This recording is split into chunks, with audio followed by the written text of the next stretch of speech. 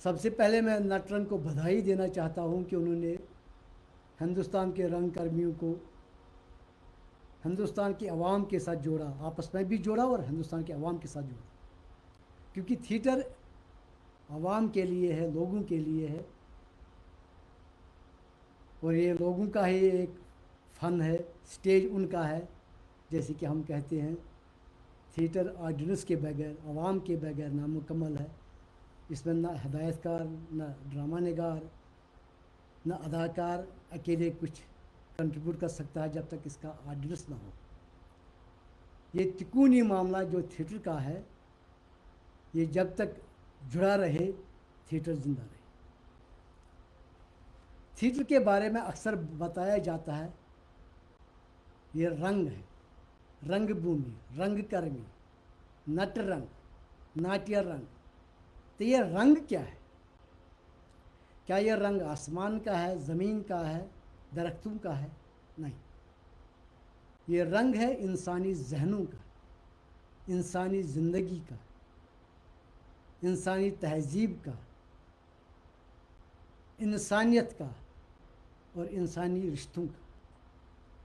और थिएटर का लक्ष्य यही है कि वो इन रंगों को एक्सप्लोर करे, इनको एक नए कैनवास पर डाले, और हर रंगकर्मी अपने अपने ब्रश से, अपने अपने स्ट्रोक से इन रंगों को इस्तेमाल करता है। मुझे तो तकरीबन अब इस थिएटर में 50 साल से ज़्यादा हो गए। छोटा बचपन था पहले जब मैं स्टेज पर आया था, लेकिन 73 में जब मैं थिएटर मैंने करना शुरू कर दिया, कॉलेज से निकलने के बाद ही, एक दूर दराज गाँव में मैंने थिएटर स्टार्ट किया जिसको डूरू शाहबाद कहते हैं। और वहाँ पर मैंने एक संस्था बनाई थी, Maharaj cultural and art centre Shahabad.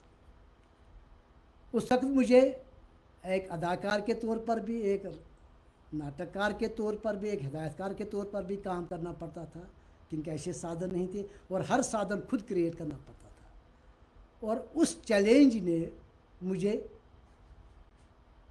यहाँ तक पहुँचने में जो मदद की है, मुझे लगता है कि वो चैलेंज मेरे लिए एक बहुत बड़ा स्कूल का काम कर रहा था।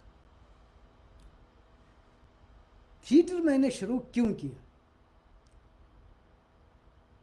थिएटर करना कोई एंटरटेनिंग फन नहीं है, आर्ट नहीं है मेरी नज़र। ये लोगों को एंटरटेन करने के लिए नहीं बना है, बल्कि जबकि ये एंटरटेन करता है मेंटली भी, स्पिरिचुअली भी, और जनरल अगर हम आप कहेंगे अवामी सतह पर, तो सोशली भी। लेकिन ये हर एक रंगकर्मी का, जैसे दुनिया में जितने रंगकर्मी हैं, हर एक रंगकर्मी अपने अपने ब्रश से, अपने अपने अंदाज से, अपने अपने सोच के मुताबिक इस रंग को इस्तेमाल करता है, इसके स्ट्रोक्स को इस्तेमाल करता है और थिएटर करता है। आगे कौन कहाँ पहुँचता है ये अलग बात है। लेकिन मैंने जब थिएटर स्टार्ट किया तो मेरा सामने जो विज़न था कि मैं इंसानी ज़िंदगियों को अपने सोच के मुताबिक तराशने की कोशिश करूँगा, बल्कि एक्सप्लोर करने की कोशिश करूँगा। Theatre is aimed at to exploring the mind of the people. जब हम आवाम के दिमाग को एक्सप्लोर करने के लिए, उसको तराशने के लिए, उसको समझने के लिए थिएटर करते हैं, तो इसका मतलब है हम दूसरे लफ्ज़ों में नेशन बिल्डिंग में भी एक बहुत बड़ा योगदान देते हैं। क्योंकि अवामी जहनों से ही कौम बनती है, मुल्क बनता है, तहजीब बनती है, तारीख बनती है। जब आप इंसानी जहनों को अप्रोच करते हैं तो आपके इर्द गिर्द जो भी ज़िंदगी है आपको उसे पढ़ना पड़ता है, चाहे वो सोशल चैलेंजेस हों, चाहे वो रिलीजियस चैलेंजेस हों। हर एक रीजन में अलग अलग चैलेंजेस हैं, कल्चरल चैलेंजेस हों। तो इन सब चैलेंजों को एड्रेस करने के लिए आपको एक ऐसी समझ पैदा करनी पड़ती है कि आप अपने आप को अकोमोडेट भी कर सकते हैं। थिएटर मेरी नज़र में एक अनकम्प्रोमाइजिंग इंस्टीट्यूशन है नेशनल बिल्डिंग में। इसमें डबल स्टैंडर्ड नहीं होना चाहिए, इसमें हिपोक्रेसी नहीं चलती है। जैसे कि हम अक्सर कहते हैं, जब भी आप कोई प्ले देखते हैं, कोई नाटक देखते हैं, तो एक जो ये नकाद होते हैं, क्रिटिक्स होते हैं, वो अक्सर एक लफ्ज़ इस्तेमाल करते हैं कि किसकी परफॉर्मेंस कितनी कन्विंसिंग थी, प्रोडक्शन कितना रिलेवेंट था, प्रोडक्शन में जो स्टाइल अपनाया गया था वो कितना लोगों के साथ कनेक्ट करता है। इसका मतलब है इसमें डिमांड है एक ख़ास फ़न की, ख़ास जज्बे की, ख़ास जुनून की, ख़ास सोच की। वो कौन है? That is honesty. जब आप में ऑनेस्टी हो, आपकी सोच में ऑनेस्टी हो, आपके रूह में ऑनेस्टी हो, आपके बोलने में ऑनेस्टी हो, आपके करने में ऑनेस्टी हो, तो आपका थिएटर हमेशा रिलेवेंट भी रहेगा और कन्विंसिंग भी होगा। Without contemporary relevance theatre can not be convincing. तो इसे कन्विंसिंग बनाने के लिए आदमी को खुद ईमानदार होना चाहिए। किसके प्रति? अपने साथ भी और अपने समाज के साथ भी, अपने लोगों के साथ भी, अपने देश के साथ भी और इस फन के साथ भी। इस लिहाज से मैंने जब अपने एक नाटक लिखने शुरू कर दिए, उसमें शुरू में सोशल इश्यूज़ थी, सोशल इश्यूज़ से मैं कुछ नेशनल इश्यूज़ की तरफ आ गया, फिर साइकोलॉजिकल इश्यूज़ की तरफ आ गया, फिर जनरल जो इंडिविजुअल कैरेक्टरिस्टिक लाइफ इश्यूज़ हैं उनकी तरफ आ गया। मैं यहाँ पर आपको एक वाक़ा सुनाना चाहता हूँ अपने इस थिएटर जर्नी के दरमियान। एक बार हम नाटक कर रहे थे, मेरे साथ एक एक्टर था रतनलाल भट्ट, स्वर्गीय रतनलाल भट्ट। तो उसमें एक उस्ताद का कैरेक्टर था, तो उस उस्ताद के कैरेक्टर पर हमने टिप्पणी की थी प्ले में, अपने नाटक में। तो एक पूरी समुदाय, एक पूरी कम्युनिटी हमारे खिलाफ उठ खड़ी हो गई कि आपने उस्ताद को तनकीद का निशाना क्यों बनाया। मैं खुद उस्ताद रहा हूँ, उस वक्त मैं खुद टीचर भी था। तो जब पूरे 300-400 टीचर जमा हो गए, मुझे कचहरी में, अपनी कचहरी में खड़ा कर दिया, तो मैंने उनको सिर्फ एक ही बात कही कि मैंने आपको टिप्पणी नहीं की, मैंने आपके इस किरदार पर नुक्ताचीनी नहीं की है, मैंने बस उस्ताद अपने ऊपर नुक्ताचीनी की है। क्योंकि मैं चाहता हूँ कि उस्ताद का किरदार कैसा होना चाहिए, उस्ताद का मेयार क्या होना चाहिए, उसका उस्ताद का गुफ्तार क्या होना चाहिए। तो उन सब की बोलती बंद हो गई, शर्मसार हो गए, तो मामला रफा दफा हो गया। तो इस ऑनेस्टी को लेकर जब आप थिएटर करते हैं तो आप कंटेम्प्रेरी तौर पर हम असर दौर के साथ रिलेवेंट हो जाते हैं, और हर दौर बदलता रहता है, चैलेंजेस बदलते रहते हैं। मैं एक कॉन्फ्लिक्ट जोन में इस वक्त काम कर रहा हूँ। इस कॉन्फ्लिक्ट जोन में बहुत चैलेंजेस हैं। हर लम्हा एक कहानी है, हर लम्हा एक हादसा है, हर लम्हा एक पूरा जीवन है। और कितने लम्हों को आप जिएंगे स्टेज पर अपने नाटकों में, ये कार्यदर्द है, बिग इवेंट है, बिग चैलेंज है। और जब आप इस चीज़ को इशू बनाते हैं, इस चीज़ को कंटेंट बनाते हैं, तो आपको लोग, आपके थिएटर को लोग एक्सेप्ट भी करते हैं। यहाँ कश्मीर में हमारे थिएटर को एक बहुत बड़ा एक और चैलेंज है, वो है पॉपुलर लेजिटिमेसी का, अवामी कबूलियत का। जिस थिएटर को अवामी कबूलियत नहीं मिलती है वो थिएटर मर जाता है, वो थिएटर ज़िंदा नहीं रहता है। और जो देश, जो कौम, जो नेशन जिसके पास वो कंटेम्प्रेरी थिएटर ना हो, वो देश भी, वो नेशन भी मुर्दा हो जाता है। मैं अक्सर कहता हूँ, a nation without theatre is a dead nation. यही आधार है, यही बुनियाद है क्योंकि एक नेशन को अपने जिंदा थिएटर के माध्यम से अपने आप को जिंदा साबित करना है। तो इस लिहाज से मेरा विज़न जो है शायद ज़्यादा पैट्रियाटिक भी हो सकता है, ज़्यादा कन्फाइंड टू द कश्मीर हो सकता है। मैं ये नहीं कहूँगा कि मेरा थिएटर यूनिवर्सल होना चाहिए। जब आप अपनी ज़मीन से नहीं जुड़ रहेंगे, जब आप अपने लोगों से नहीं जुड़ेंगे, आपका यूनिवर्सल होना, इंटरनेशनल होना कोई मायने नहीं रखता है। You have to be rooted in the soil. यहाँ मुझे हबीब तनवीर साहब की बात याद आती है, theatre must be rooted and imbibed in the soil of its people, of its land. जिन लोगों के दरमियान आप थिएटर कर रहे हैं, जिन लोगों के लिए आप थिएटर कर रहे हैं, जिस धरती पर, जिस जन्मभूमि पर, जिस भूमि पर आप थिएटर कर रहे हैं, उस भूमि के साथ वो जुड़ा रहना चाहिए। तभी वो लोगों के साथ कनेक्टेड भी होगा, तभी वो उनका तर्जमान भी बन जाएगा, तभी वो पॉपुलर लेजिटिमेसी भी हासिल करेगा, और तभी वो ऑटोमेटिकली आलमी मेयार तक भी पहुंच सकता है, उसको आलमी कबूलियत भी मिल जाएगी। यहाँ अक्सर देखते हैं कि थिएटर जो यहाँ है, अगर मैं यहाँ सिंपली मैं आपको एक और वाक़या सुनाऊंगा इस बात को समझाने के लिए। जब मैंने किंग इडिपस कश्मीरी में ट्रांसलेट करके कश्मीर में एनएसडी पास आउट करने के बाद खेला, ये गालिबन 88 की बात थी, सितंबर 88। बहुत लोगों को समझ नहीं आता कि इडिपस है क्या, ये कहानी है क्या। तो मुझे इसको एक्सप्लोर करने के साथ साथ यहाँ की ज़िंदगी को, यहाँ की तारीख को, यहाँ की तहजीब को समझना पड़ा।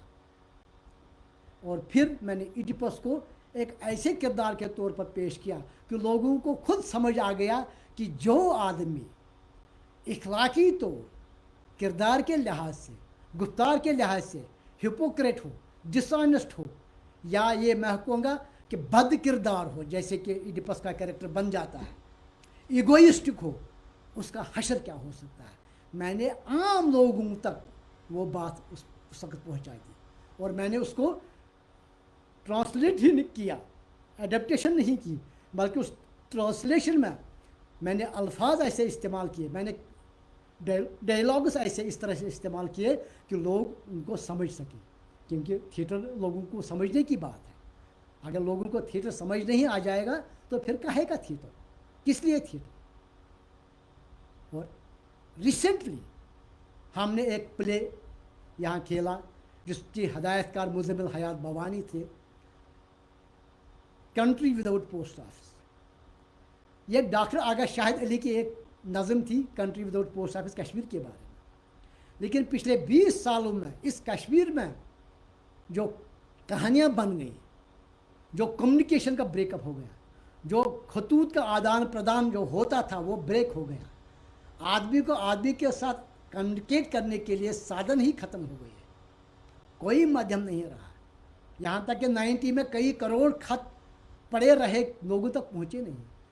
उस बेस को बनाने के लिए बनाते हुए हमने इस नाटक को 20 साल की कश्मीर की कहानी के कंटेंट की बुनियाद पर दर्शाया, और ये नाटक हिंदुस्तान की तारीख में, कश्मीर के थिएटर की तारीख में एक नया डिपार्चर बन गया। जैसे कि मिस्टर बनर्जी जो दिल्ली में एक क्रिटिक है, उन्होंने लिखा था कि इस नाटक के करने के बाद, जिसमें मल्टीमीडिया भी इस तरह से इस्तेमाल किया गया कि लगा वाकई थिएटर है, ये मल्टीमीडिया नहीं है, थिएटर है, कंटेम्प्रेरी थिएटर है। और इसने हिंदुस्तानी थिएटर को एक नई दिशा दे दी। मल्टीमीडिया इस्तेमाल करने के साथ साथ आप कंटेम्प्रेरी थिएटर को किस तरह से एक्सप्लोर करेंगे। एनएसडी में वो पहले हुआ, फिर हमने कश्मीर में खेला, कश्मीर के बाद केरला में खेला, और ये शोलापुर में खेला, कुल हिंद उर्दू ड्रामा फेस्टिवल में। तो इस तरह से एक नाटक ने कश्मीर के थिएटर को एक नई दिशा दे दी, और जिन लोगों ने यहाँ देखा वो आबदीदा हो गए कि थिएटर का रंग क्या हो सकता है।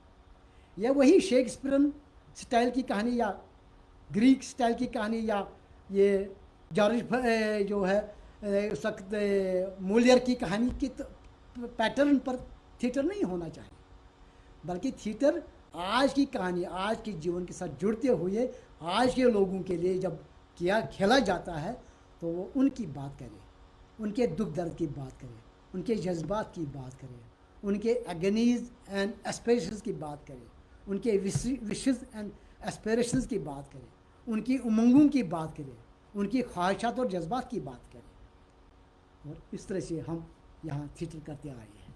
मुझे खुशी है कि इन अपने 50 साल से ज़्यादा अरसे में मैंने कश्मीर की थिएटर को जिस तरह से लोगों के साथ जोड़ने की कोशिश की, उसमें कितना मैं कामयाब हूँ या कितना मैं नाकाम हूँ वो अगली तारीख तय करेगी। लेकिन ये है,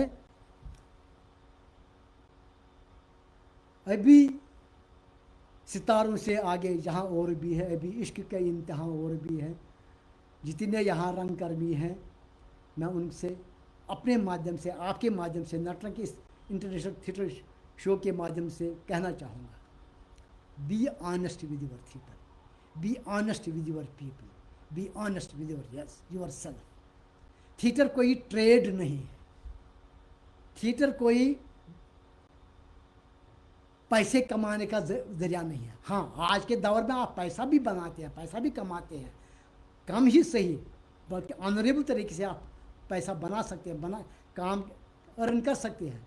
लेकिन अर्निंग से पहले अगर आप कोशिश करेंगे कि इस थिएटर के ज़रिए आप खुद भी लर्न करें और कौम को भी कुछ लर्निंग दे दें, कुछ सीख दे दें, वही आपकी कामयाबी है। अर्निंग आपकी कामयाबी नहीं, लर्निंग आपकी कामयाबी है। इस थिएटर टॉक शो में मुझसे भी बड़े दिग्गज लोग आए हैं, उन्होंने बहुत बड़ी बड़ी बातें की हैं, बहुत समझदार बातें की हैं, बहुत मुझसे भी ज़्यादा अच्छी बातें की हैं। लेकिन जब कश्मीर के हवाले से, कश्मीर के थिएटर की बात होगी, तो शायद हम कश्मीर के रंगकर्मी से बेहतर कश्मीर के थिएटर की तर्जुमानी कोई नहीं कर सकता। हम शुक्रगुजार हैं नटरंग के कि उन्होंने हमें दावत दी थी। अब चूँकि मेरे पास अपना फेसबुक पेज नहीं है, फेसबुक रंग नहीं है, मैं कुछ कमेंट्स देखूंगा कि अगर किसी का सवाल है। Welcome welcome welcome back Natrang. तो अभी कोई सवाल मेरे सामने नहीं आया है अपने कमेंट्स में। अगर कोई कमेंट है, कोई भी सवाल है, वो मुझे जो मॉडरेटर्स हैं यासिन साहब और नीरज साहब, वो ज़रा मुझे कम्युनिकेट करें मोबाइल पर, ताकि मैं उनका जवाब दे सकूं। बहुत बहुत शुक्रिया। मैं और क्या कह सकता हूं, लेकिन एक शेर मैं अक्सर इस्तेमाल करता हूं जब हम बात करते हैं किरदार की, थिएटर की, तो मैं तमाम रंगकर्मियों के बारे में शायद उर्दू और हिंदी, हिंदुस्तानी ज़बान में मैं ये शेर बता दूं। ऐमाल का मैदान बहुत तंग, बहुत तंग, हंगामे गुफ्तार बहुत तेज़, बहुत तेज़, इस कौम का किरदार बहुत सुस्त, बहुत सुस्त, तारीख़ की रफ्तार बहुत तेज़, बहुत तेज़। शायद आप तक मेरी बात पहुंच गई होगी। उम्मीद है कि आपके दिल में मेरी ये बात उतर जाएगी कि मैं क्या कहना चाहता हूँ, क्या आपके सामने कौन सा दर्द पेश करना चाहता हूँ, रखना चाहता हूँ, और किस दर्द का मदावा चाहता हूँ। जब नेशनल स्कूल ऑफ ड्रामा से पास हुआ हूँ तो मेरा डायरेक्शन एंड डिज़ाइनिंग ही था, और मुझे उस वक्त स्टेज क्राफ्ट में ही ज़्यादा शायद उन्होंने सम्मान दिया था, डिस्टिंक्शन अवार्ड दिया था। अब मैं थोड़ा थिएटर के इस प्रोडक्शन स्टाइल के बारे में बात करना ज़रूरी समझता हूँ। जब आप कोई प्ले लेते हैं, सबसे पहले आपको उस प्ले का रंग ही ढूंढना पड़ता है। फिर मैं वही रंग की बात करूँ। ये रंग उसके किरदारों में होता है, ये रंग उसके मूड में होता है। और जब आप इस नाटक को पढ़ते हैं, आप कोशिश करें कि ये किस रंग की बात करता है, किस दर्द की बात करता है। हर दर्द का, हर उमंग का, हर ख्वाहिश का, हर सोच का अपना अपना रंग है। नीले का अपना इम्पैक्ट है, रेड का अपना इम्पैक्ट है, ग्रीन का अपना इम्पैक्ट है, ब्लू का अपना इम्पैक्ट है। और हर नाटक में अपना रंग होता है, अपना कलर होता है। जब आप इस कलर को एक्सप्लोर करते हैं तो आपकी डिज़ाइनिंग शुरू हो जाती है कि मैं इस प्ले को किस अंदाज से डिज़ाइन करूं। और जब आप डिज़ाइन करते हैं तो आपकी डायरेक्शन की लाइन भी बनती है। यहाँ मैं, ये मेरी अपनी बात तो नहीं है कि समझदारी की बात है, इंटरनेशनल लेवल पर जितने रंगकर भी है वो शायद इससे इत्तेफाक करते हैं कि बेसिकली डिज़ाइनिंग इज़ डायरेक्शन। जब आप प्ले डिज़ाइन करते हैं तो आप समझे आपने बेहतरीन डिज़ाइन के आधार पर अगर आपका प्ले तैयार है तो आपकी डायरेक्शन कामयाब है। अगर आपका डिज़ाइन ख़राब है, आपके कॉस्ट्यूम सही नहीं है, आपका सेट सही नहीं है, आपका म्यूज़िक सही नहीं है, आपकी कोरियोग्राफी सही नहीं है, आपकी ब्लॉकिंग सही नहीं है, आपके विजुअल सही नहीं है, तो आपका डिज़ाइन ख़राब है, आपकी डायरेक्शन ख़राब। देखिए, ये थिएटर जब मैं नई जनरेशन को इनवाइट करना चाहता हूँ या उनको आकर्षित करना चाहता हूँ थिएटर की तरफ, सबसे पहले ये जो थिएटर का सफ़र है, जो जर्नी है, उसमें उनको सबसे पहले कमिटमेंट चाहिए। थिएटर में शॉर्ट टर्म रूट कोई नहीं। कश्मीर में एक बड़ी प्रॉब्लम ये भी है कि लोग थिएटर करना चाहते हैं लेकिन वो शॉर्ट टर्म बुनियाद पर शॉर्ट कटर ढूंढते हैं। इसमें शॉर्ट कट नहीं है, ये लाइफ लॉन्ग एक्सपीरियंस की बुनियाद पर लाइफ लॉन्ग एक साधन है, एक इबादत है। जब मैं बात करता हूँ कि थिएटर की, मेरे लिए ये, जब मैं इंसानी ज़िंदगी की बात करता हूँ तो मुझे लगता है मैं इंसानों की खिदमत करता हूँ, और जब मैं खिदमत की बात करता हूँ मैं इबादत कर रहा हूँ। ये हुकूकुल इबाद में आता है। तो उनको चाहिए कि वो कमिटमेंट, सबसे पहले कमिटमेंट, डेडिकेशन एंड टॉलरेंस, सब्र।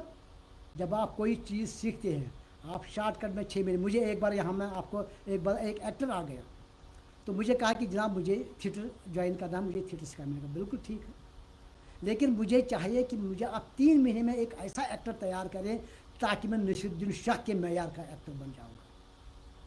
तो मुझे थोड़ी हंसी आ गई अंदर से ही। तो मैंने कहा बेटा, मैं क्या, तो दुनिया का कोई डायरेक्टर या टीचर, थिएटर टीचर आपको 3 महीने में नसीरुद्दीन शाह साहब से बड़ा अदाकार नहीं बना सकता।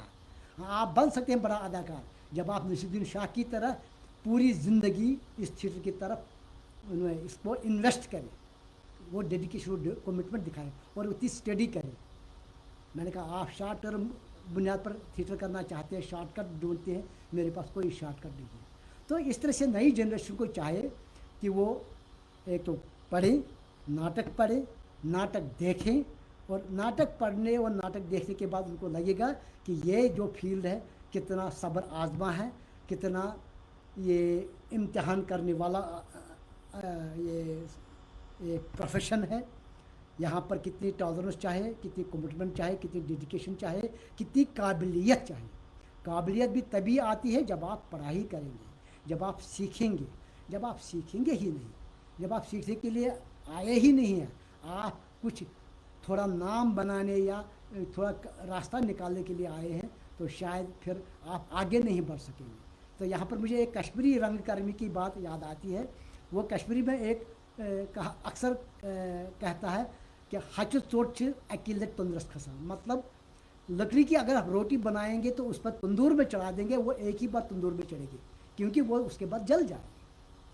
थिएटर में जब आप आएंगे तो वो रोटी बनाने के लिए, वो अपने आप को, वो नान बनाने के लिए आपको कितने मरहलों से गुजरना पड़ता है, या एक माथे का टिक, ये जो झूमर बनने के लिए कितने मरहलों से गुजरना पड़ता है। यहाँ एक और शेर मैं कश्मीरी में अपने कश्मीरी जवानों के लिए कहना चाहूँगा। मकर गिंद वंस हंदन हरसातन जिनिस पे चुन गसित फौलाद कारून, ये मरगूब साहब का शेर है। तो वो कहते हैं कि आप ज़िंदगी के हवादसात और हादसात का शुमार न करें, क्योंकि लकड़ी को लोहा पिघलने के लिए, फौलाद पिघलने के लिए वो कोयला बनना पड़ता। यानी कि कितने हैं, लकड़ी काटी, फिर टुकड़े हो गए, फिर जल गया, फिर कोयला बन गया, और उस कोयला बनने के बाद उसको क्या काम दिया गया कि अब फौलाद को तुम्हें पिघलाना है। तो उसी तरह से रंगकर्मी बनना है तो आपको उन मरहलों से गुजरना है कि आपको फौलाद को पिघलने में आपकी सलाहियत पैदा हुई। देखिए, अल्टरनेट थिएटर मीडियम्स में मुझे लगता है वो कंप्रोमाइजिंग अल्टरनेट थिएटर मीडियम्स है। मसलन अगर आप मल्टीमीडिया इस्तेमाल करते हैं या आप फिल्म में टीवी की तरफ जाते हैं, वो टीवी जो है वो आपको सिखाता है, वो लर्निंग मीडियम नहीं है। फिल्म आपका लर्निंग मीडियम नहीं है, थिएटर आपका लर्निंग मीडियम है। जब आप थिएटर के प्रोसेस से गुजरते हैं, थिएटर के सीख के मरहलों से गुजरते हैं और ऐसा मकाम बनाते हैं, फिर आपको वकार भी मिलेगा और काम भी मिलेगा। जो ऑल्टरनेट थिएटर मीडियम है, चाहे दूरदर्शन है या इस वक्त शॉर्ट वीडियोज़ हैं, शॉर्ट फिल्म बनते हैं या फिल्म इंडस्ट्री है, तो वहाँ पर भी आप फिर एक अच्छा मकाम बनाते हैं। मैं भी तो इस वक्त फिल्म में काम करता हूँ, लेकिन मैंने तकरीबन 2012 में फिल्मों में आना शुरू कर दिया। वो भी एक मैं कहूँगा अपॉर्चुनिटी के तौर पर मैं आ गया, वरना मुझे एनएसडी करने के बाद ऑफर्स आई थी कि आप बम्बई आ जाओ, फिल्म में काम करो। मैंने कहा नहीं, I am committed to my Kashmiri theatre, I have to serve my Kashmiri theatre. तो मैंने कश्मीर के थिएटर में अपनी ज़िंदगी लगा दी, और इतनी सफ़र के बाद जब मैंने फिल्मों में आ गया तो एक अच्छा वकार भी मिला, पैसा भी मिला, इज़्ज़त भी मिली, और कुछ काम करने की वो जो है ना, मैं कहूँगा एक वो रेस्पेक्ट भी मिली। उनको लगा कि ये हाँ काम करने को उसको लोगों ने अप्रिशिएट भी किया। जब आपने काम नहीं सीखा है, जब आपने थिएटर किया ही नहीं है, जब आपको पता ही नहीं कि एज एन एक्टर मुझे कैरेक्टर को एड्रेस कैसे करना है, एड्रेस ही नहीं बल्कि मुझे अप्रोच कैसे करना है, अप्रोच ही नहीं मुझे कैरेक्टर को एक्सप्लोर कैसे करना है, तो तब जाके आप कोई भी छोटा रोल हो या बड़ा बिग कैनवास का रोल हो, आप कामयाबी के साथ कन्विंसिंगली ईमानदारी के साथ कर सकेंगे। छोटा रोल या बड़ा रोल, बड़ा किरदार फिल्मों में मेरी नज़र में कोई नहीं है। हर किरदार बड़ा है, हर 5 मिनट का किरदार बहुत बड़ा हो सकता है। जैसे आप अभी देखते हैं कई फिल्मों में नवाजुद्दीन सिद्दीकी साहब इस वक्त मिसाल बन गया है नई जनरेशन के लिए। कितने मरहलों से वो गुजरे, कितनी मेहनत उन्होंने की, आज तब जाके वो इस वक्त वो एक एक शॉट, एक एक इमेज, एक एक एक्शन, एक एक मूवमेंट उनकी रजिस्टर हो जाती है और अप्रिशिएट हो जाती है। हाँ देखिए, इसमें यहाँ पर अदाकारों के लिए मैं एक बात कहना चाहूँगा, खाली आवाज़ नहीं, द बिगेस्ट इंस्ट्रूमेंट, सबसे एक अदाकार के पास सबसे बड़ा इंस्ट्रूमेंट क्या है, दौलत क्या है, एसेट क्या है। एक अदाकार के पास जो एसेट है, मैंने पिछले दिनों एक लड़की मेरे पास आई थी, वो कर रही थी ये थोड़ी अपनी वो फेलोशिप में, उसको थोड़ा वो कुछ एडवांस्ड कोर्स चाहिए था, तो मेरे पास उससे अप्रोच किया। कश्मीर की लड़की थी, बेंगलोर में पढ़ती थी यूनिवर्सिटी में। तो मैंने जब उससे ये सवाल पूछा, मैंने कहा बेटा तुम थिएटर में स्टडी कर रही हो, बीए इस वक्त पढ़ रही हो और तुम थिएटर सब्जेक्ट है, बताओ आपके पास सबसे बड़ा एसेट क्या है। उसने कहा सब एसेट मेरे पास कुछ नहीं है, पैसा भी है, सब कुछ है, जुनून है, जज्बा। मैंने कहा, और मैंने उसको कोशिश समझाने की कोई, लेकिन वो बोल नहीं पाई कि क्या है। मैंने कहा सबसे बड़ा एसेट है एक अदाकार के पास उसकी बॉडी, उसका अपना वजूद, पूरा ह्यूमन बीइंग जो सर तक पाँव उसका है, सर से लेकर पाँव तक। आप उस वजूद के एलिमेंट्स हैं, आपका आइज़ है, आपकी वॉइस है, आपकी साउंड है, आपके हाथ है। और खाली आवाज़, यहाँ पर आप कहेंगे कि पृथ्वीराज कपूर की तरह आप आवाज़ को भारी बनाएंगे तो फिर आप ज़्यादा इम्पैक्ट डाल सकते हैं, नहीं। खाली आवाज़ से आप बेहतरीन अदाकार नहीं बन सकते। हाँ, अच्छी आवाज़ एक अदाकार का, एक कलाकार का बहुत बड़ा मैं कहूँगा असासा है। लेकिन अगर आपके साथ बोलती आँखें हों, खड़े स्टेज पर हों और आँखों से आप बात बोलते हैं खामोश रहते हुए भी, वो ज़्यादा इम्पैक्टफुल होता है। लेकिन कभी कोई movement more than speaks more than words. तो इस तरह से अगर आवाज़ को आपको बेहतर बनाना है, आप उसका सवाल जो है उसके लिए एक्सरसाइज है, वॉइस एक्सरसाइजेज है, आपको ब्रीदिंग की है, उसके साथ आप बॉडी में आपका एक और एसेट है। अक्सर हम कहते हैं यार आप में दम ही नहीं है तो आप क्या लड़ेंगे, आप क्या बात करेंगे। ये दम क्या है, ये सांस है। आपकी आवाज़ किस पर मुनहसर है, वो आपकी सांस पर मुनहसर है। It is dependent on your breath, breathing. जितनी आपकी ब्रीदिंग स्ट्रांग हो, लॉन्ग हो, कंट्रोल्ड हो, तो उतनी आपकी आवाज़ पर आपका कंट्रोल हो सकता है, आपके डायलॉग थ्रो पर कंट्रोल हो सकता है। जब आप अपनी ब्रीदिंग को कंट्रोल कर सकते हैं कहाँ पर आपको कितना थ्रो चाहिए डायलॉग में, कहाँ पर आपको अपनी आवाज़ को कितना ज़ोर देना है, कितना मध्यम रखना है, ये सिर्फ ब्रेथ पर, दम, आपके दम पर मुनहसर है। आप में दम है, आपकी आवाज़ अच्छी बन सकती है। और अब इस दम को कंट्रोल करने के लिए, इस सांस को मैं कहूँगा अपना वो नौकर बनाने के लिए, वो इसको कमांड करने के लिए प्राणायाम की एक्सरसाइज है, योगा की एक्सरसाइज है। कितनी देर आप सांस ले सकते हैं, कितनी देर आप उसको कंट्रोल कर सकते हैं, दम ले सकते हैं, कितनी देर में आप उसको छोड़ सकते हैं, ये एक्सरसाइजेज हैं। और ये आप अकेले नहीं कर सकते, इसके लिए गुरु चाहिए, इसके लिए टीचर चाहिए, इसके लिए थिएटर इंस्टीट्यूशन चाहिए, इसके लिए आपको सिखाने वाला चाहिए।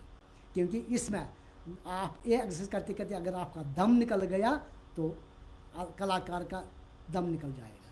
तो इसमें ज़रूरी है इन एक्सरसाइजों को करने के लिए गाइडेंस चाहिए। कुछ साल पहले मेरे पास जर्मनी से एक टीम आई थी, एक आर्टिस्ट का ग्रुप था, वो परफॉर्मेंस आर्टिस्ट का। तो उसमें बड़ी बड़ी डांसर्स थी, बहुत फेमस, इंटरनेशनल फेमस डांसर थी। तो जब मैंने उससे ब्रीदिंग एक्सरसाइज कराई दी एक योगा के साथ, वो कंट्रोल नहीं कर पाई उतनी देर में सांस को, उसका बहुत लाल पीली हो गई उसका चेहरा। जब मैंने उसको कंट्रोल करने को, फिर मैंने उसको आहिस्ता आहिस्ता 7 दिन वो हमारे पास रही थी, हमारे साथ काम कर रहे थे। तो उसके बाद उसने देखा कि ये I like this, I have not been able to control my breath. मैं डांसर हूँ, लेकिन मुझे लगा था आज के आपका ब्रेथ पर जब कंट्रोल होगा तो आपके डांस मूवमेंट पर भी कितना कंट्रोल हो सकता है। इसी तरह से आपके ब्रेथ पर कंट्रोल है, आपकी आवाज़ पर कंट्रोल हो सकता है, आपके डायलॉग डिलीवरी पर कंट्रोल हो सकता है, आपका जो ये साउंड सिस्टम है आपका, आप देखा होगा जितने भी ये जो है म्यूज़िकल इंस्ट्रूमेंट्स है जो सांस पर है, मतलब फ्लूट है, फ्लूट अगर आप में दम नहीं है, आप फ्लूट में कोई राग नहीं बजा सकते हैं।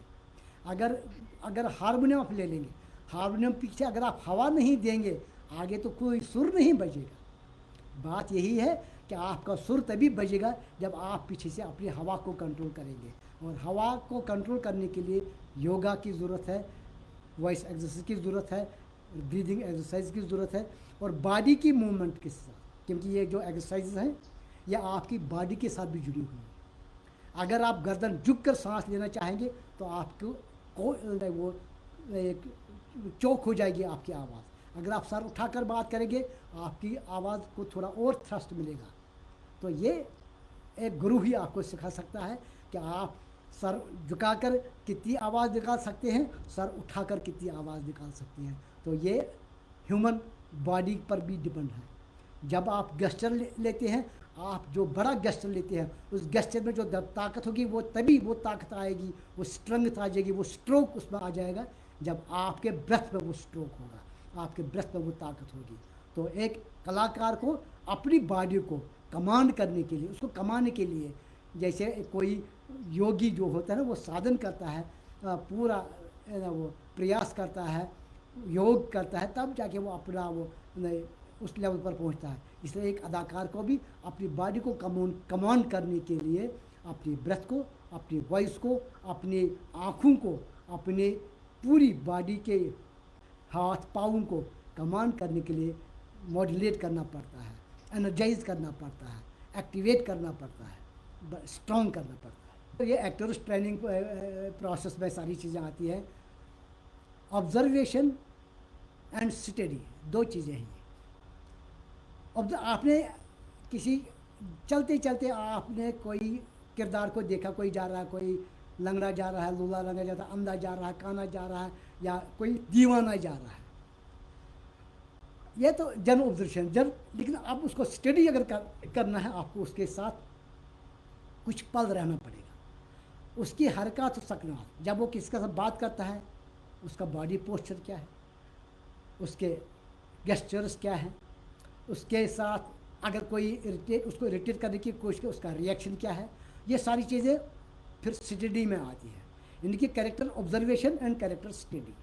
इसी तरह से जब आप कोई भी रोल दे सकते हैं किसी नाटक में, आपको ये आइडेंटिफाई करना पड़ेगा कि ये मेरे इर्द गिर्द कहाँ पर कौन सा किरदार है ऐसा। अगर नहीं है तो मैं किसके साथ उसको रिलेट करूँ, कनेक्ट करो। अगर फिर भी नहीं है, फिर उसके डायलॉग्स में उसकी जो कहानी, अपने किरदार की कहानी कि इसको साइकोलॉजिकल इम्पैक्ट क्या है। जैसे मैं यहाँ पर आपको ले लीजिए, हम हैमलेट का किरदार लेते हैं। हैमलेट तो दुनिया में कितने हज़ारों बल्कि लाखों एक्टरों ने आज तक खेला होगा, लेकिन हर एक्टर ने उस किरदार को अपनी अपनी छाप छोड़ी है। क्यों? हर किरदार ने उसको अपने अपने अंदाज से एड्रेस किया। क्योंकि दो चीज़ें हैं इसमें, कैरेक्टरों में, एक्टर एंड कैरेक्टर, ये दो केमिकल हैं, जो दो केमिस्ट्रीज हैं जब आपस में मिलती हैं, एक एक्टर की केमिस्ट्री और एक कैरेक्टर की केमिस्ट्री। जब ये दो केमिस्ट्रीज मिलती है, या मैं कहूँगा ये दो एसिड मिलती हैं, तो एक नया केमिकल सामने आता है, नया रिएक्शन सामने आता है। इस लिहाज से हर एक एक्टर जब एक ही किरदार अदा करता है वो बिल्कुल मुख्तलिफ होगा दूसरे एक्टर से, क्योंकि दो केमिस्ट्रीज ने आपस में मिलाप किया है। एक एक्टर की केमिस्ट्री, कैरेक्टर की केमिस्ट्री तो एक ही है, लेकिन दो अदाकारों की केमिस्ट्री अलग अलग थी, इसलिए एक्ट अलग हो गया, किरदार अलग बन गया, कैरेक्टर अलग सामने आ गया। इस लिहाज से अपने आप को उस कैरेक्टर के साथ जोड़ने के लिए उसकी केमिस्ट्री स्टडी करें कि अगर ये बोलता है इसका पीछे क्या है। हैमलेट अगर पागल हो गया, क्यों पागल हो गया? अगर वो अपने चाचा से इंतकाम लेना चाहता है, क्यों इंतकाम लेना चाहता था? उसके साथ क्या रिलेशन थी, माँ के साथ क्या रिलेशन था, बाप के साथ क्या रिलेशन था? ये रिलेशंस आइडेंटिफाई कर लें, ये साइकोलॉजी आइडेंटिफाई कर लें, ये उसका ह्यूमन बिहेवियर आइडेंटिफाई कर लें। अब अगर आप कहेंगे कि मैं हैमलेट करूँगा, लेकिन मैं कौन सा पागल बन जाऊँगा, उस पागलपन का मेयार क्या होगा, ये किस एक्सट्रीम तक ये जा सकता है? उस लिहाज से उस कैरेक्टर की अपनी केमिस्ट्री वो आपको कहाँ मिलेगी? उसके डायलॉग्स में, या कहीं कहीं पर आपको साइनॉप्सिस भी मिलती है कि इस प्ले में ये सेंट्रल कैरेक्टर या ये कैरेक्टर जो है इसका बैकग्राउंड क्या है। इसी तरह से फिर आप अपनी केमिस्ट्री को, क्या आपका स्वभाव क्या है, आपका नेचर क्या है, आप गुस्सा कितना करते हैं, आपको गुस्सा होने के लिए किस एक्सट्रीम तक जा सकते हैं, आपको हंसाने के लिए किस एक्सट्रीम तक जा सकते हैं, आपको माइल्ड होने के लिए, साबर बनने के लिए, शरीफ बनने के लिए कितना मिजाज आपका अलाउ करता है। क्योंकि हर एक आदमी बाई नेचर शरीफ तो नहीं हो सकता है, हर एक आदमी बाई नेचर कमीना तो नहीं हो सकता है। लेकिन अगर आपको कमीना कैरेक्टर अदा करना पड़ेगा, लेकिन आप इंतहाई शरीफ हैं, तो आपको वो कमीनापन कहाँ से मिलेगा? वो फिर आपको कहीं से स्टडी करनी पड़ेगी, ऑब्जर्वेशन करनी पड़ेगी, इस कैरेक्टर में डाल के और अपने ऊपर लागू करके वो करना पड़ेगा। तो इसलिए इसमें भी एक किरदार को एड्रेस करने के लिए observation, study and human behaviour को, उसके लिए बहुत किताबें हैं साइकोलॉजी में या ह्यूमन बिहेवियर में। जैसे एक किताब है डेस्मंड मॉरिस की, मैन वाचिंग। उसने वो किताब लिखी है, कितने साल उसको लग गए वो मैन वाचिंग करते हुए वो किताब लिखने में। जगह जगह जाता था, लोगों को उठना बैठना, बातें करना, प्यार कैसे कर रहे हैं, कैसे वो बीच पर जाते हैं, कैसे वो पार्क में जाते हैं, उस ह्यूमन बिहेवियर को उन्होंने स्टडी करके करके वो किताब लिखी है। या इसी तरह जो जेस्चर्स उन्होंने किताब लिखी है, उसमें भी उनको ह्यूमन बिहेवियर स्टडी करना पड़ता है। तो इसमें वो साइकोलॉजिकल बुक्स पढ़ने के साथ साथ ह्यूमन बिहेवियर की किताबें पढ़नी पड़ेंगी और कैरेक्टरों को पढ़ना पड़ेगा और आसपास के किरदारों को ऑब्जर्व करना पड़ेगा। सम इन शॉर्ट आपको पूरी ज़िंदगी को स्टडी करना पड़ेगा। ज़िंदगी के जितने किरदार हैं, ज़िंदगी की जितनी कहानियाँ हैं, अगर आप, मैं एक दिन एक एक्टर से एक बात कर रहा था, उसके साथ वो ट्रेजिक एक्ट कर रहा था, तो अब उसको एक ऐसी ट्रेजिडी हो रही थी जिसमें मेरे हिसाब से एक कंट्रोल्ड एक्सप्रेशन चाहिए था उस ट्रेजिडी को एक्सप्रेस करने के लिए। वो लेकिन वो इतना रोता गया ये लोग हंसते रहे उसके रोने पर। फिर मैंने उससे कह दिया, मैंने कहा मुझे बताएं मेरे दोस्त कि अगर आप इतना रोए कि लोग हंस पड़े, तो क्या आपकी ट्रेजिडी का इम्पैक्ट यही था कि लोगों को हंसाना? आपका जो अलमिया था, आपके साथ जो हादसा हो रहा था, जो दुख आपका था, लेकिन लोग पर उसका असर नहीं पड़ा। इसलिए कि अगर मरने का अगर आप पर रोते हैं अगर आपका दोस्त मर जाता है तो आपका रोने का एक्सट्रीम क्या होगा? अगर आपका बेटा मर जाता है आपका एक्सट्रीम क्या होगा? अगर आपका बाप मर जाता है आपके रोने का एक्सट्रीम क्या होगा? ये अलग अलग स्टडीज़ है। वरना रोना तो रोना है, चाहे रोते जाओ रोते जाओ रोते जाओ, नहीं। रोने में कंट्रोल कितना है, एक्सप्रेशन कितना है, मूड कैसा है, कितने आंसू बहेंगे। कभी एक आंसू बहने से आप पूरे ऑडियंस को हाल में रुला सकते हैं। कभी आप पूरे समंदर की तरह आंसू बहा दें, आप लोगों को हंसते, लोग हंसते रहेंगे कि ये देखो ये आंसू कितने बहाता है, ये कॉमेडी बन जाएगा। तो इस तरह से वो इम्पैक्ट जो होता है वो आपके हर कैरेक्टर स्टडी के साथ साथ कैरेक्टर को आप पोर्ट्रे कैसे करते हैं उसके लिए भी आपको स्टडी की भी ज़रूरत है। यहाँ पर किसी ने कभी किसी थिएटर शो को रोका नहीं। अभी बलवंत जी ने जब यहाँ ये फोक थिएटर रिवाइवल के लिए वो कितने प्लेस किए, तो कितने लाखों लोग, हज़ारों लोग वहाँ उनके प्लेस देखने आए जब वो बाण पत्थर वाले लोग शो करते, ओपन में करते थे। अब यहाँ पर क्या है प्रॉब्लम, यहाँ पर ये है कि यहाँ पर हमने यहाँ के रंगकर्मियों ने, यहाँ के लोगों ने अपने आप को सेल्फ सेंसर किया है। हमने खुद अपने ऊपर कुछ सेंसरशिप लगा दी है कि अगर आप ये करेंगे पता नहीं क्या होगा, अगर हम ये करेंगे पता नहीं। हम तो थिएटर करते रहे इतने सालों से। हमने ब्लैक कैलेंडर एक प्ले किया। हमने ब्लैक कैलेंडर का सब्जेक्ट ये है कि कश्मीर का हर दिन ब्लैक डे है, कश्मीर में हर दिन कोई ना कोई ट्रेजिडी हुई है। तो पूरे आप 15 दिन का 20 दिन का अगर आप प्ले करेंगे, ये भी मुज़म्मिल हयात भवानी ने डायरेक्ट किया था अभी कुछ साल पहले। तो उस प्ले में एक एक्टर, एक आदमी घर में पाबंद, हड़ताल में बंद हो जाता है। अब रोज़ उसके पास अखबार आता है, अखबार पढ़ता है, सोता है, खाना पीता है, काम कुछ नहीं है। बाहर हड़ताल है, 6 महीने की हड़ताल हो गई है, तो क्या करे वो? तो हर दिन जो अखबार में वो पढ़ता था कहानी, आज की खबर, वो उसको अनेक्ट करता था। आज की खबर उसको अनेक्ट कर, किसी दिन किसी के मारने की खबर, किसी दिन किसी के रोने की खबर, किसी दिन किसी के जनाजे की, हर दिन कुछ ना कुछ वाक़ा होता था। और उस प्ले ने यहाँ पर एक ने एक क्रिटिक लिखा था वो अखबार में, उसने पूरा पेज लिखा था कि ये प्ले देख के पूरे कश्मीर की ट्रेजिडी को दर्शाया गया था। और आदमी, हर एक जो दर्शक थे, सब ने कहा कि काश ऐसा थिएटर यहाँ होता तो फिर यहाँ लोगों को बहुत रिलीफ मिलता। बल्कि यहाँ के हमारे नाटक देखकर बहुत लोगों को ना वो समझे ना एक संतुष्ट का सेटिस्फेक्शन मिल गया था। क्योंकि थिएटर आवाम को सेटिस्फाई भी करना चाहिए। अगर वो कैसे कन्विंसिंग हम बात करते हैं, सेटिस्फैक्ट्री भी होना चाहिए। क्या ये वाज इट सेटिस्फाइंग? क्या हर एक एक्टर का जो रोल था क्या वो कहीं सेटिस्फाई कर रहा था? जैसे जो कंटेम्प्रेरी रिलीवर्स की बात आती है वहाँ पर यही चीज़ें हैं, कन्विंसिंग होना, सेटिस्फाइंग होना और लोगों के करीब होना, लोगों के साथ कनेक्ट करना। इसमें ये चीज़ें यहाँ के लोग चाहते हैं। यहाँ स्ट्रॉन्ग थिएटर हो, माने खैर थिएटर हो, सेंसिबल थिएटर हो, सेंसिटिव थिएटर हो, हिपोक्रेसी नहीं, ट्रेडिंग नहीं। अगर आप कहेंगे मैं नाटक कर रहा हूँ, है ना, 400 रुपये मिलेंगे या 4000 रुपये मिलेंगे या 4 लाख रुपये मिलेंगे, फिर थिएटर नाटक करूँगा और इस नाटक में आप हौच पाच करेंगे ना, कुछ भी कर लेंगे नाटक के नाम पर, रंगकर्मी के नाम पर, और लोग उसको अप्रिशिएट नहीं करेंगे बल्कि उल्टे लोग उसको गाली देंगे। फिर ऐसा थिएटर कर, जैसे मैंने शुरू में किया था कि be honest with your theatre.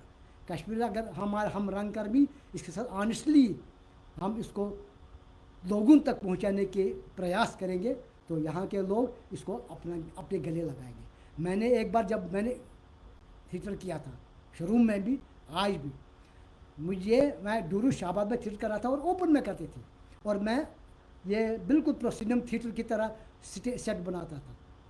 और बनहाल से लेकर कुकरनाल से लेकर 50,000 लोगों का एक दिन डूरू शाहबाद के हायर सेकेंडरी स्कूल के ग्राउंड में इतने लोग जमा हो गए थे कि हजे हमें साइड्स पर भी माइक्रोफोन लगाने पड़ेगा, स्पीकर लगाने पड़ेगा ताकि आवाज़ उन तक पहुँचे। इतना फेस्टिवल वहाँ हो रहा था एकेडमी का, इतना लोगों ने अप्रिशिएट किया। और आज हालांकि चूँकि लॉ एंड ऑर्डर की प्रॉब्लम है, साधन नहीं है, ओपन एयर थिएटर अब थोड़ा बहुत मैं कहूँगा लिमिट हो गया है, लोग डरते हैं ये कि अगर हम रात को जाएंगे पता नहीं कहाँ पर क्या होगा। तो एक वो साइकोसिक फेयर है, साइकोलॉजिकल फेयर है। तो उस फेयर को ऐसा ऐसा निकाला जा सकता है। एक टाइगर हॉल है यहाँ हमारे पास, यहाँ पर कालजू में तो वो साधन है ही नहीं। वहाँ पर अगर हॉल है वो सिर्फ लेक्चरों के लिए है, थिएटर परफॉर्मेंस के लिए नहीं है।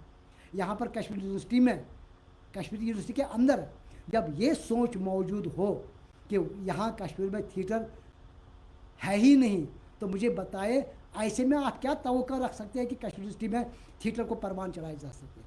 वहाँ के लोग थिएटर देखने नहीं आते। वहाँ जो concern department of science literature के उर्दू, कश्मीरी, हिंदी, इंग्लिश, वो कभी थिएटर देखने आते नहीं हैं। उनका ना स्टूडेंट आता है ना कोई टीचर आता है, और पढ़ाते हैं थिएटर वहाँ, चाहे इंग्लिश थिएटर पढ़ाते हैं या हिंदी थिएटर पढ़ाते हैं या उर्दू थिएटर पढ़ाते हैं या कश्मीर थिएटर पढ़ाते हैं। आज तक उनमें से किसी ने इन पिछले 20 सालों में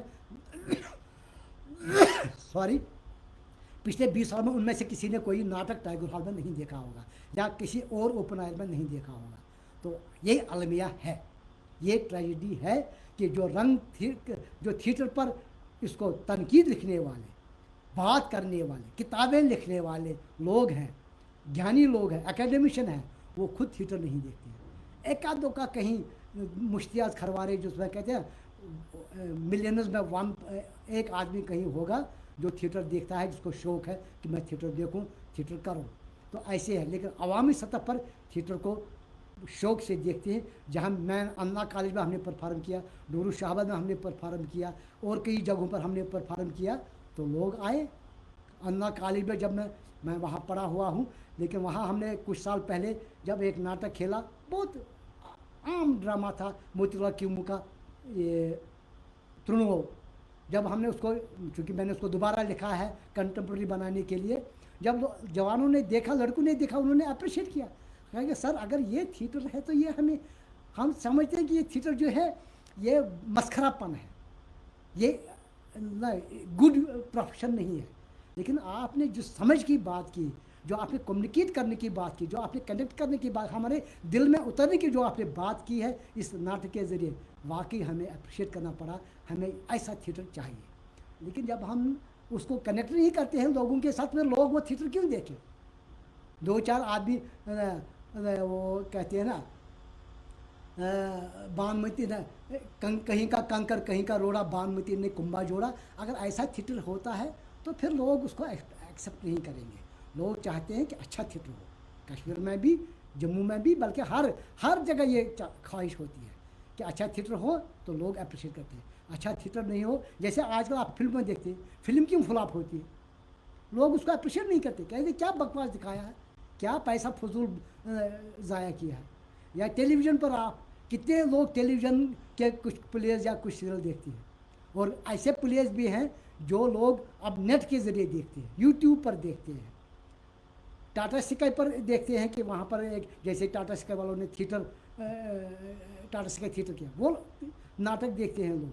लेकिन जो चैनलों पर आते हैं, मैं नाम नहीं लूँगा किसी चैनल का, वो नहीं देखते हैं। क्यों? वो कमर्शलाइज हो गया है, वो ट्रेडिंग बन गया है, वो बिजनेस बन गया है, वो एडवर्टाइजिंग बन गया है, वो प्रोडक्ट बेचने के लिए, साबुन बेचने के लिए इश्तिहार बन गए हैं वो नाटक। लेकिन जब नाटक आपके लोगों की अंदर की बात, दिल की बात, सोच की बात, समझ की बात, रूह की बात करेगा, लोग उसे अप्रिशिएट करेंगे, देखेंगे और उसके साथ जुड़ेंगे। जी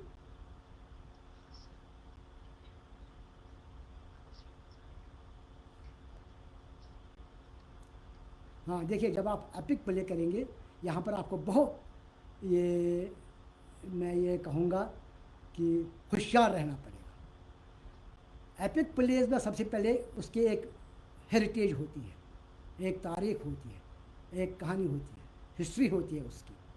तो आपको वो हिस्ट्री स्टडी करनी पड़ेगी। ये किस दौर का प्ले है, किस वक्त के साथ, किस ज़माने के साथ, किस मकान का प्ले है, किस ज़मानो मकान, लोकेशन, टाइम एंड स्पेस, ये तीनों चीज़ें आपको स्टडी करनी पड़ेंगी, एक्सप्लोर करनी पड़ेंगी। तब जाके उस ज़माने के कॉस्ट्यूम्स क्या थे, उस ज़माने के सेट्स क्या थे, उस ज़माने के प्रॉप्स क्या थे। आज अगर आप कहीं 100 साल या 200 साल पुराना प्ले करेंगे, कोई एपिक प्ले जो होगा। मसला मैं कहूँगा, अगर आप महाभारत करना चाहते हैं तो महाभारत में आप टैंक तो नहीं दिखा सकते हैं। आप ये आजकल तो मिसाइल नहीं चला सकते हैं, उसमें तीर कमान ही इस्तेमाल कर रहा, उसमें रथ ही इस्तेमाल होगा, उसमें मुकुट कैसा इस्तेमाल होगा। ये चीज़ें स्टडी करनी पड़ती हैं, क्योंकि उस ऐसे प्लेयर्स के साथ आपको बहुत मेहनत की ज़रूरत है, बहुत स्टडी की ज़रूरत है, तब जाके डिज़ाइन होगा। और उस वक्त के अब यहाँ पर भी आजकल बात होती है कि थोड़ा आज एपिक प्लेयर्स भी कमर्शलाइज हो गए हैं, उनका डिज़ाइन जैसे एक, मगर यहाँ पर मैं बस इतनी for the sake of argument, ये फिल्म बन गई है, दिलीप कुमार ने भी उसमें काम किया है और शाहरुख खान ने भी काम किया है उसमें। लेकिन उस फिल्म में दिलीप कुमार के दौर की फिल्म और फिर शाहरुख खान के दौर, उसमें कलर्स कितने चाहिए थे, डिफरेंट। इसी तरह से आज का जब आप रामायण देखते हैं या महाभारत देखते हैं, आज से पहले महाभारत जब खेली जाती थी तो उसका एपिक कैरेक्टर या कनेक्शन क्या था, और आज जो है, आज डिजिटल इम्पैक्ट्स है, आज थोड़ा कंप्यूटर इम्पैक्ट्स है। ठीक है, आप इस्तेमाल करें, मल्टीमीडिया है का ज़माना है, आप उसे इस्तेमाल करेंगे, लेकिन इतना इस्तेमाल करें कि ये फैंटेसी ना बन जाए। अगर आप उसको एपिक प्ले को फैंटेसी में तब्दील करेंगे तो लोग उसको एक्सेप्ट नहीं करेंगे, अप्रिशिएट नहीं करेंगे, शायद देखेंगे एंटरटेनमेंट के लिए, चलो यार बेकार बैठे हैं, लॉकडाउन में लगा हुआ है तो रामायण और महाभारत ही देखेंगे। लेकिन जब आप आर्टिस्टिक वे से देखेंगे, जो ऐसे लोग हैं जो अपने हेरिटेज को लव करते हैं, प्यार करते हैं, अपनी तारीख को समझते हैं, वो शायद फिर उन एपिक प्लेज के साथ ऐसा जुल्म और ऐसा व्यवहार जब देखेंगे तो उसको डिसलाइक करेंगे। ये बहुत ज़रूरी है कि आपको हिस्ट्री स्टडी करनी पड़ेगी, उस वक्त के ज़माने की कस्टम्स एंड ट्रेडिशन स्टडी करने पड़ेंगे, और उस पूरे एपिक को स्टडी करने के लिए दूसरे किताबों से भी मदद लेनी पड़ेगी। जी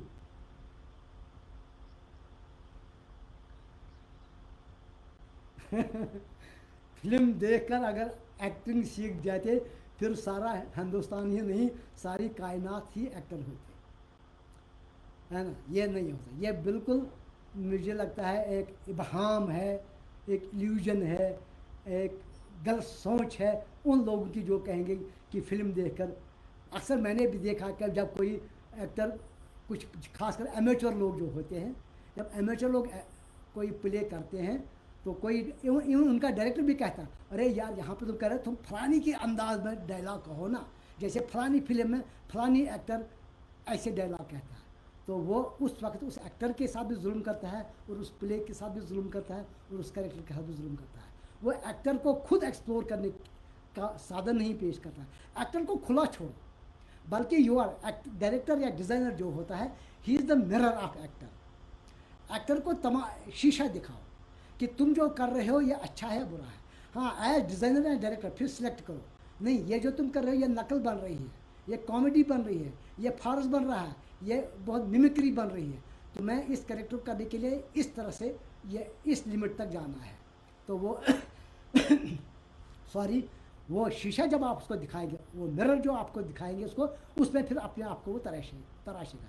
जैसे एक आदमी शीशे के सामने खड़े होकर अपने बाल संवारता है, अपना ड्रेस संवारता है, इस तरह से एक कलाकार डायरेक्टर के सामने खड़े होकर अपने आप को संवार सकता है, अपने किरदार को संवार सकता है, अपने अदाकारी को संवार सकता है। फिल्म देख के कोई कलाकार, कोई आदमी एक्टर नहीं बन पाएगा। ये कैटेगोरिकली मैं कहता हूँ, रिजेक्ट करता हूँ ये सोच। जी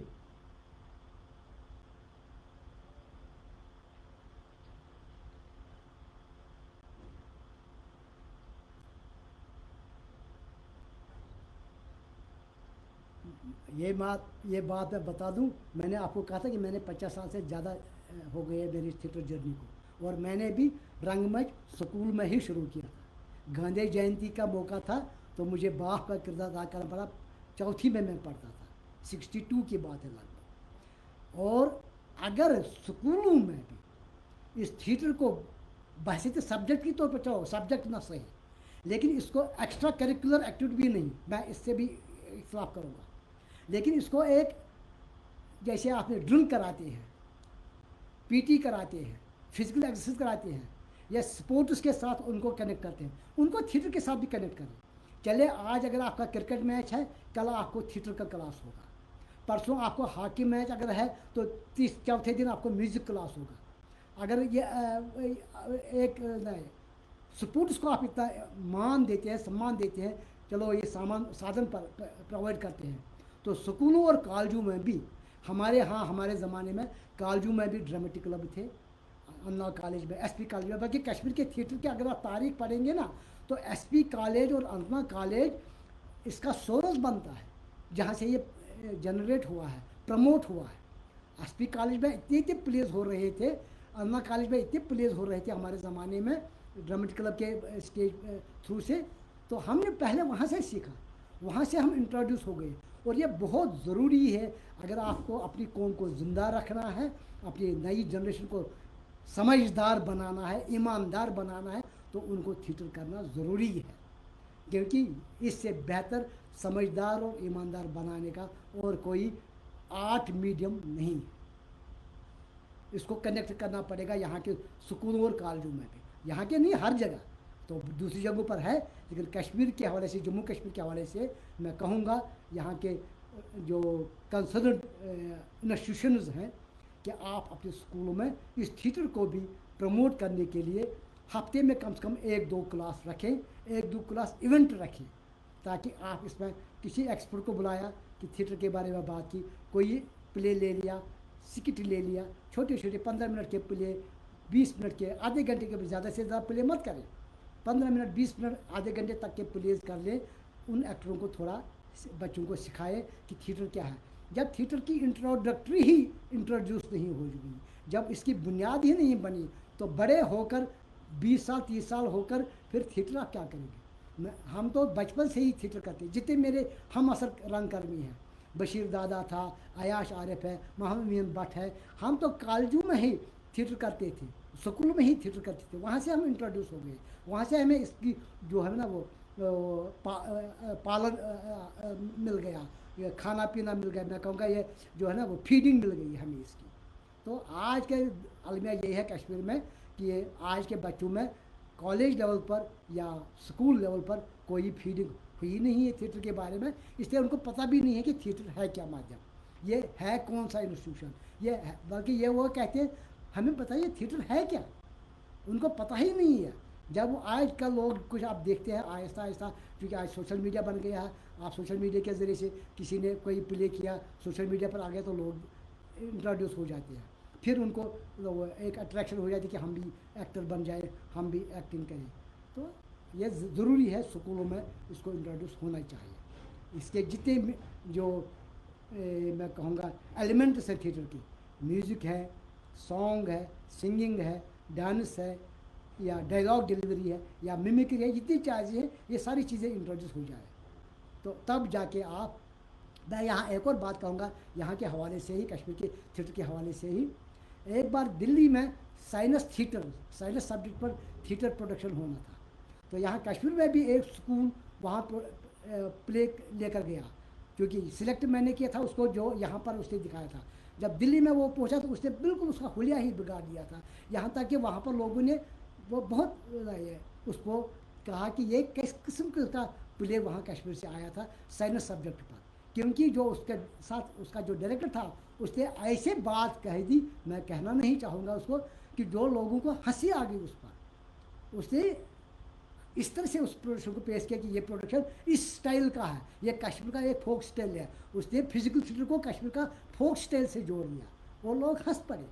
फिर मैंने उसको समझाया, बेटा तुम्हें ये प्ले सिलेक्ट किया था इसलिए कि तुमने वहाँ पर जो इसका 15 मिनट का प्ले बनाया था, इसको जो खेला था वहाँ बेहतर था, लेकिन यहाँ पर जो तुमने उसका हुलिया बिगाड़ दिया, शायद अपने आप को बड़ा डायरेक्टर बनाने के लिए कि मैं फिजिकल थिएटर जानता हूँ, ये फिजिकल थिएटर वाला प्ले नहीं था। फिजिकल थिएटर आपको पहले समझ ही नहीं है कि फिजिकल थिएटर करना कितना सख्त है, खासकर अदाकार के लिए, डायरेक्टर के लिए तो दूर की बात है। लेकिन ये है कि यहाँ पर ज़रूरी है कि स्कूलों में ये जो इस थिएटर के बारे में जो डिफरेंट इसके जो मैं कहूँगा कंसेप्ट्स हैं, उन कंसेप्ट्स को इंट्रोड्यूस करने के लिए थिएटर क्लासेस होना ज़रूरी है। वैसे सब्जेक्ट नहीं, बल्कि एक कहूँगा मैं additional subject, optional subject, compulsory ना रखें। ऑप्शन जैसे कि आपने सुपर रखा है करें। अब एक्स्ट्रा करिकुलर एक्टिविटी जब आपने एक्स्ट्रा इसके साथ लगा दिया, फिर किसी की मर्जी है करे या ना करे। ये करिकुलर एक्टिविटी रखो, एक्स्ट्रा करिकुलर एक्टिविटी मत बना दो, इसको करिकुलर एक्टिविटी बना दो, एक्स्ट्रा नहीं। जी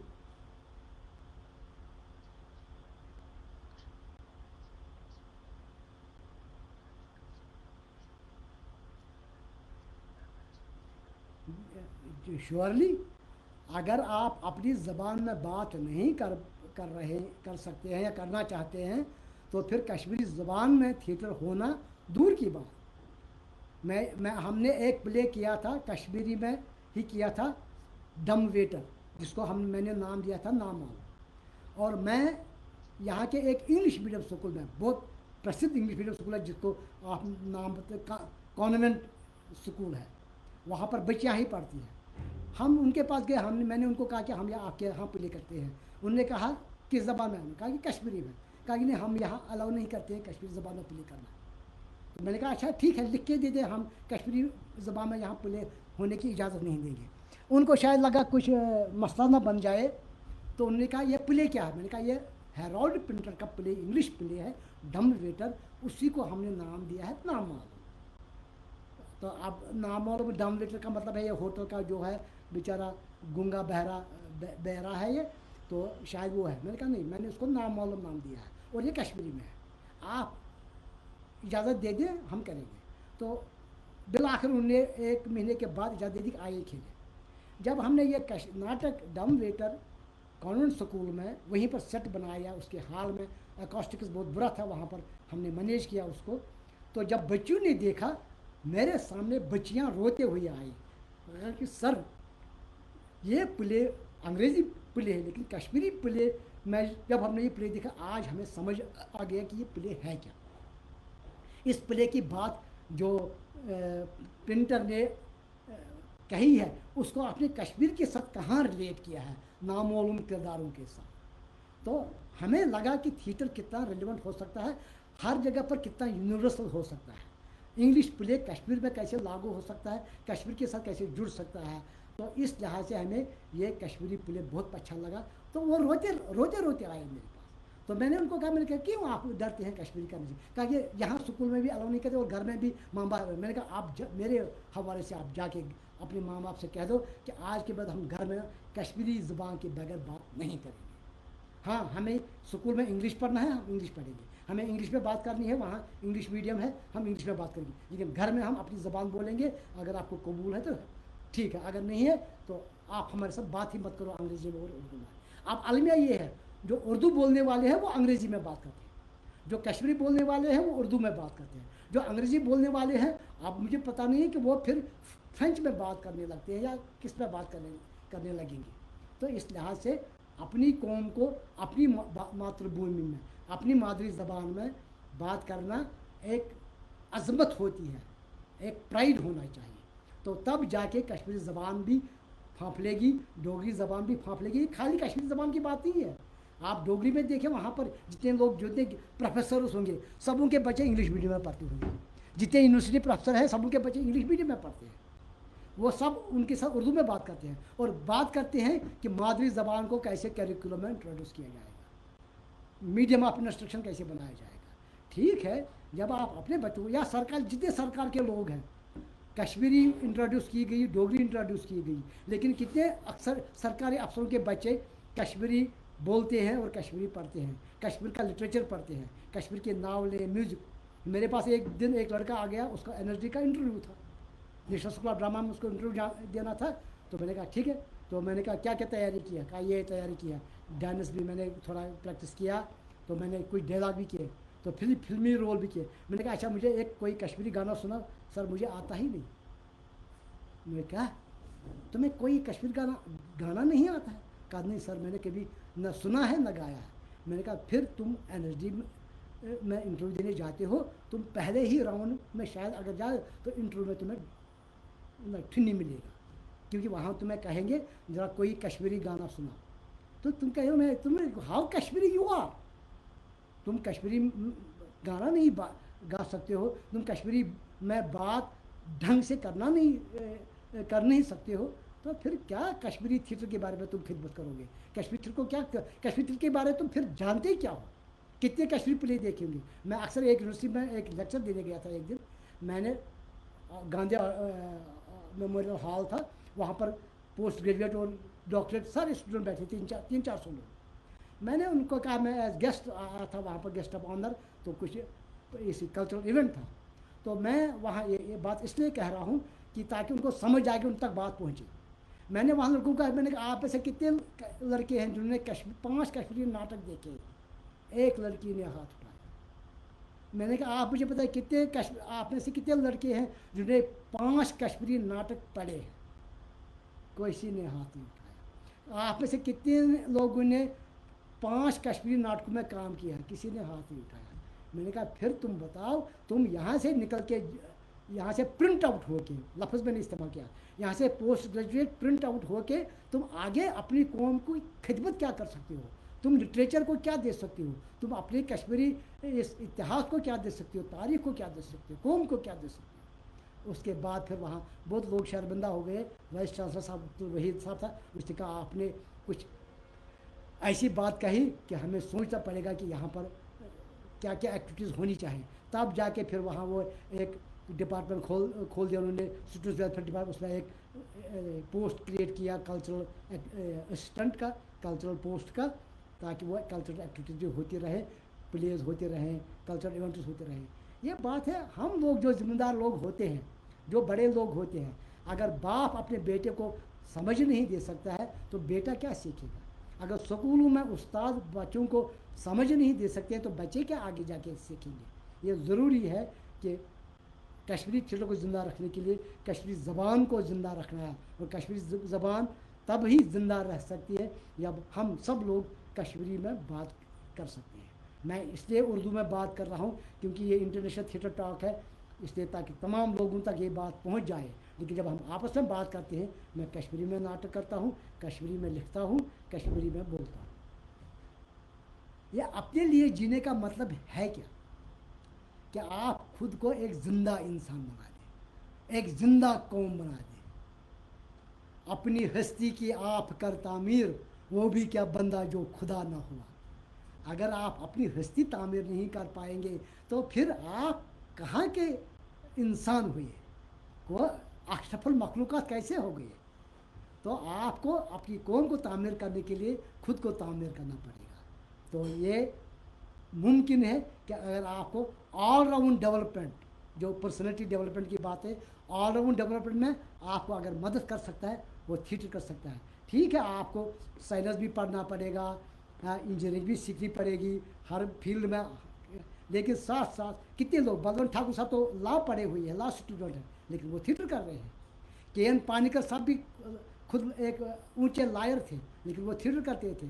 कितने इंजीनियर लोग हैं जो अभी ये बॉम्बे के, उनका नाम है याद नहीं आ रहा है, वो इंजीनियर फील्ड के हैं, वो डॉक्टर हैं, मोहन आगाशी जी।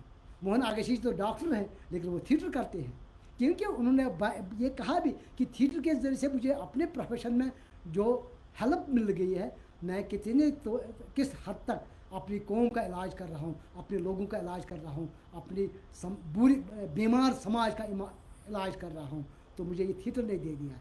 इस तरह से ये चीज़ें बहुत ज़रूरी हैं। अगर आप अपनी कौम से प्यार कर रहे हैं तो अपने थिएटर से भी प्यार करें, अपनी ज़बान से प्यार करें, अपने फ़न से प्यार करें, अपने लिटरेचर से प्यार करें, अपने म्यूज़िक से प्यार करें।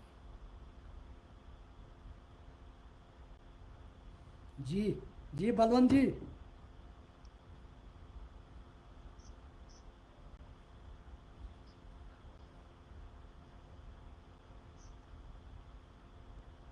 बहुत बहुत शुक्रिया नटरंग का, बलवंत जी को बधाई हो, पूरी नटरंग की टीम को, नीरज जी, यासिन साहब, आपको बधाई हो कि आप लोगों ने इसको मुमकिन बनाया। तो मेरे लिए भी ये एक खुशी की बात थी कि मैं भी आज अपनी कुछ टूटी फूटी बातें थोड़ी समझदारी की बातें लोगों तक पहुंचाने में। यहाँ पर एक लास्ट में आप जब बच्चे को कहते हैं कि तुम्हें डॉक्टर बनना है, इंजीनियर बनना है, ज़रा उससे ये कह दो तुम्हें एक अच्छा इंसान बनना है। अपने बच्चे को ये समझाओ, अगर तुम्हें अच्छा इंसान बनना है, तुम जिस फील्ड में जाओगे वहाँ तुम चमकोगे। अगर तुम उसे कहोगे डॉक्टर और इंजीनियर ही बनो, लेकिन अच्छे इंसान की तरफ कभी उसको समझ नहीं दोगे, तो आप अपने बच्चे के साथ जुल्म कर रहे हैं। मैं कहूँगा अपनी कौम से, पूरी दुनिया से, पूरी इंसानियत से कि अपने बच्चों को कहें कि अच्छे इंसान बने। Thank you very much. खुदा हाफिज़। All the best. Good luck to all the humanity.